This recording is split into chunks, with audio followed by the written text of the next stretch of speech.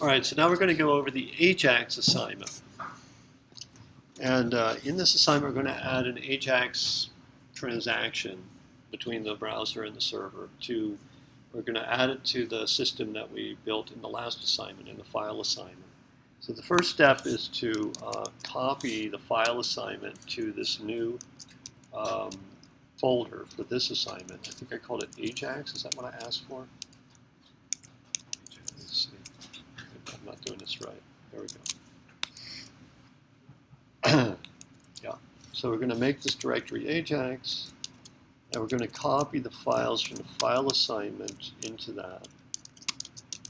And I'm just going to run screen to make it easier for me there. And now there's this tutorial, which is fantastic. This is really good. And Mozilla Developer Network. And this is an introduction to Ajax. It's really fantastic. And I'm not going to go over the details on this page. You should read through this. And I did. It was great.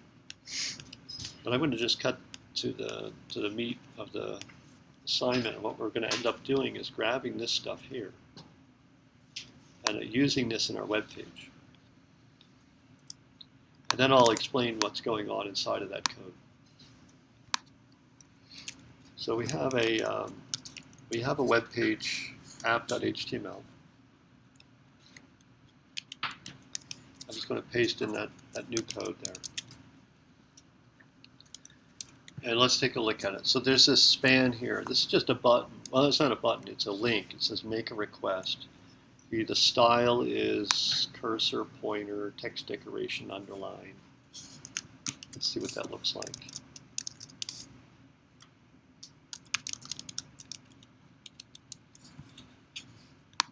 So that'll be here. See, it looks like a link. See that? So that's what that does. This makes it look like a link. Actually, I've never seen this before. And whatever.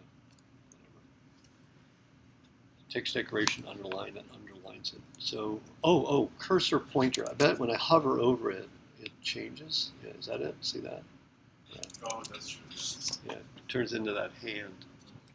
All right, so that's just a button. That's a button. And then here is some script that's going to run. And look at what it does. It defines a function, an anonymous function. You see that? And then it's going to call the function. See that parenthesis right there. And I'm going to shrink this a little bit so we see everything.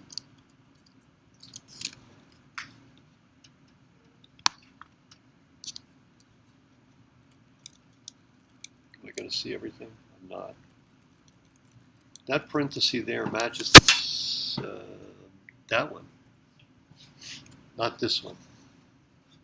This parenthesis right here, right there, is matches with that one right there. So first we close off the function, then we close off this parenthesis. See, we close off the function. Then we close off that parenthesis. That defines a function, and we turn around and call it right away. See that? So Andrew talked about that last time. It's a way to limit the scope of your names, because you don't want things to get promoted to global scope. All right, there we go. So this stuff is just embedded in this anonymous function in which we invoke immediately after defining it. That means this HTTP request does not, it's scoped to this anonymous function. It doesn't go into global namespace. So that's a trick. You see that a lot in client-side coding, JavaScript. And then we're going to look up that element, that Ajax button. Remember this span button up here. The ID is Ajax button.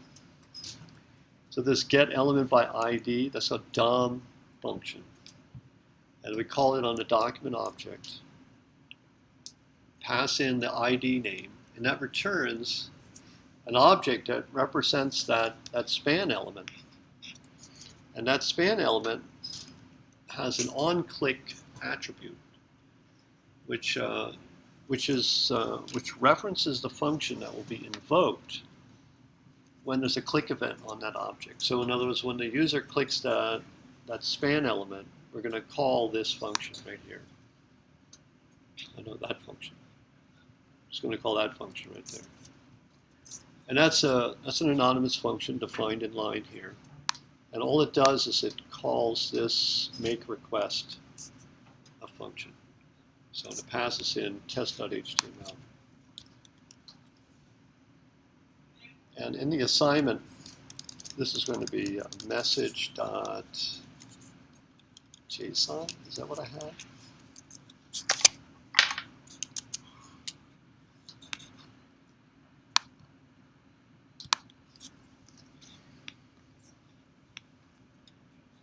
Oh no, just text. So just message. Sorry. I'm just going to send a request for message. We're going to return text. And here's the function make request URL. So we're passing in message for this URL.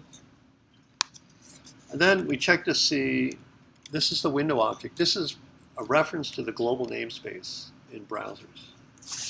In Node, they use the word global. That's a reference to the global namespace. In browsers, they use the word window, the name window, it's a variable that references the global namespace object, and it is an object.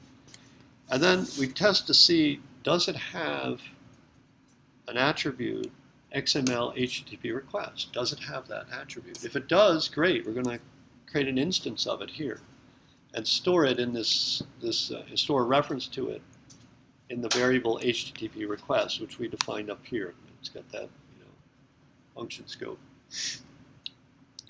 And this is the best case, and this is the normal case, that XML HTTP request exists, and we're just going to use it. But if it doesn't exist, because it's an old browser, then we're going to check to see if in the global namespace there's an attribute called ActiveX object. This is true for Internet Explorer. If we find this, then we're going to create an instance of it and passing in this string. This is code to work with old browsers. And that'll return an instance of this HTTP request object just like we got up there. We can use it in the same way. But this constructor, calling that constructor function on certain versions of Internet Explorer will throw an exception, like really old ones. And then what we're going to do is catch the exception when that gets thrown on those old browsers. And then what we do is we're going to say, all right, you didn't like this. We're going to pass in a different string,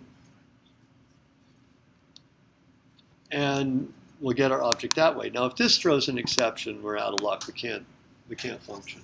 So that's going to get most browsers. I don't think any browser, web browser, mobile browsers, Opera, this code will work with everything, really. Almost pretty much 100% of all browsers. So that's some boilerplate code. That's how you make a request.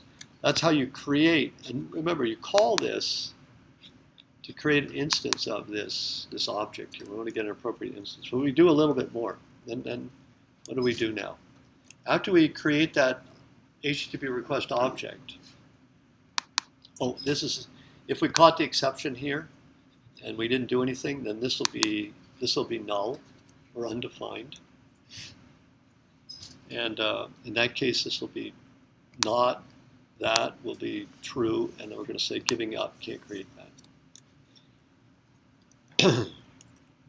And then otherwise, we're going to do three things. We're going to set the onReadyState change event handler to a function that we call alert contents, which is defined down here. So when the onReadyState change event happens, our alert contents function will be invoked. After we set that handler, then we're going to call open on that HTTP request object. And we're going to say we want to send a GET request to this URL. And so we configure the object to do this, and then we call send. So that, I don't know what exactly happens here. I don't think this sends anything out. I don't think it sends out any headers yet. And this would send out data, after sending the headers out. It probably waits until we call send to send the headers out as well. So this sends the headers out, and then what happens is this HTTP request object will broadcast events, and there's an error event, and then there's this they call it a ready state change event, right? So we want to know when this event happens. So when this happens, but because we set this attribute on ready state change to our event handler, that'll be invoked whenever there's a change in the state of this HTTP request object. Now the state change that we're looking for is when it enters into state 4. The ready state should equal 4. So there's other ready states. There's ready state 1, 2, 3. They're not useful. Really, the only thing you need is, you just need to know when it enters into this ready state 4. So when that happens, so this is going to get called repeatedly. And it'll be called with ready state equal to 1, ready state equal to 3, I don't know, something like that. But we only care about the moment when ready state is 4.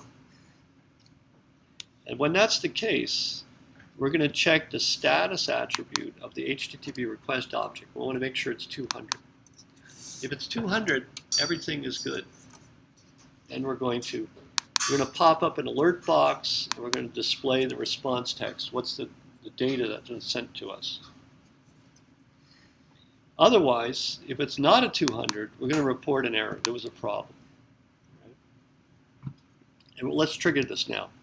We're going to trigger that now because we're telling it to request this URL, but we have not implemented that yet. So let's see it fail.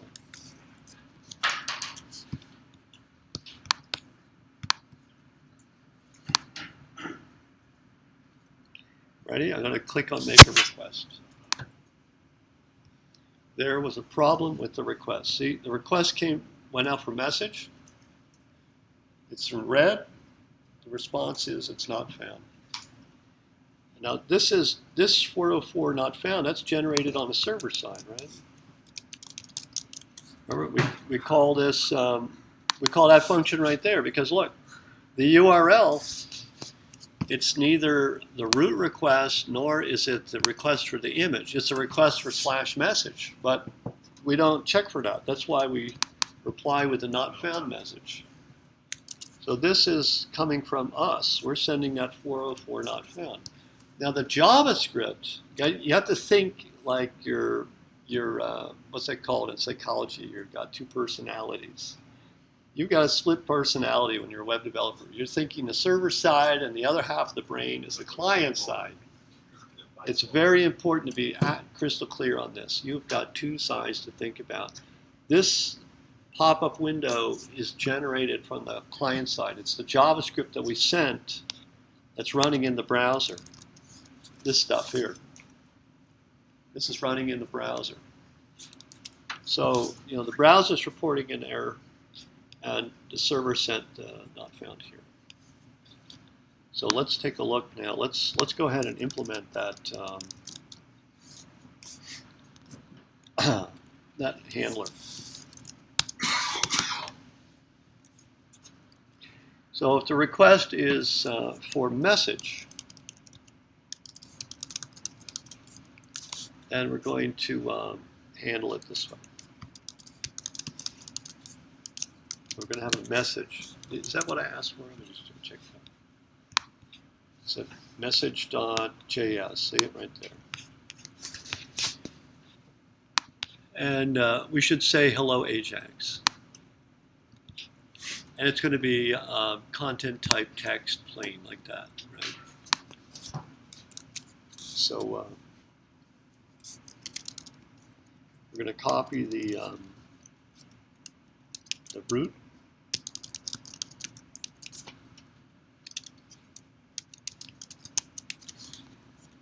And this is, you know what? I'm going to copy a different file. I'm going to get it from that buffers assignment. Remember that? Is it the root? Yeah, I think that's what it is. That should be message.js. See, that's, we're just saying, was it hello Ajax? Is that what I had? Yeah. I think I did like that. And it's the content type's all sad, content lengths here. Save us some time. And so now this request will be will work. And also notice that this this code that we just looked at, we don't need to call any init here because we, you know, when the module's loaded, we create the data here. We don't have to read from the file system. And so when this request is sent out, it'll find something. And this alert contents is going to be called, and we're going to pop open an alert box. We're going to say hello Ajax right there, because the response text will contain the data that we sent back to it, hello Ajax. All right, so let's restart the server because I have to reload the data.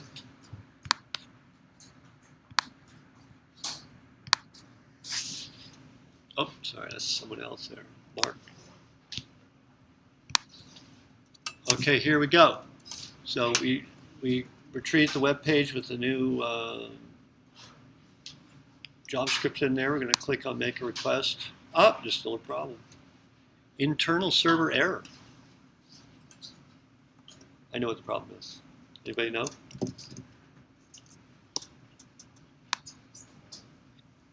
Message is not defined. Handling request. What the heck? Handling request for message. Message is not defined. I don't know what the problem is.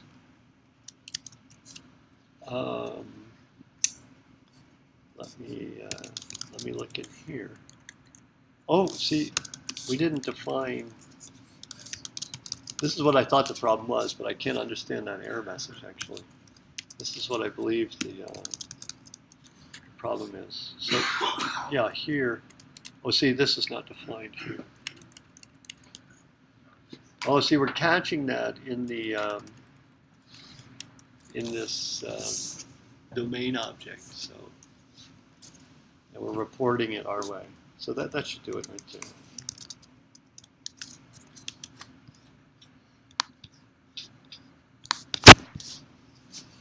Actually, do I need to refresh this page? Do I need to refresh the web page, or do I just click on that link?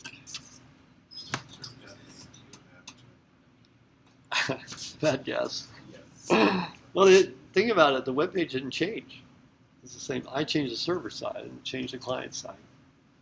So why refresh the web page? I'm just, you know, I mean, obviously we just refresh it to play it safe, but you really know what's going on here. We didn't change the client side. We just changed some code on the server side. So this will send out the same request. See, hello Ajax. Once again, you have to be schizophrenic. You gotta have two personalities. You gotta be a client and a server at the same time. Always be checking in your mind. Always be checking what's going on with the client and the server, trying to distinguish. Ask yourself questions like I just asked you, and then do experiments to verify your understanding. Because you want to be crystal clear about that. So that is that's it. Is there anything else I'm asking for in that assignment? Oh, do the extra reading. But we're not going into that. I used to cover this in my course before. I think I did anyway. This course is cross-origin resource sharing, and that's something that's when you really dig in, you gotta look at that a little bit more. That has to do with sending requests. When your JavaScript runs, if you want to interact with a server that's other than the server that you retrieved the JavaScript from, that's called a cross-domain, request message. And then you have to You have to deal with the browser's security limitations in that case. Okay, that's it for this one.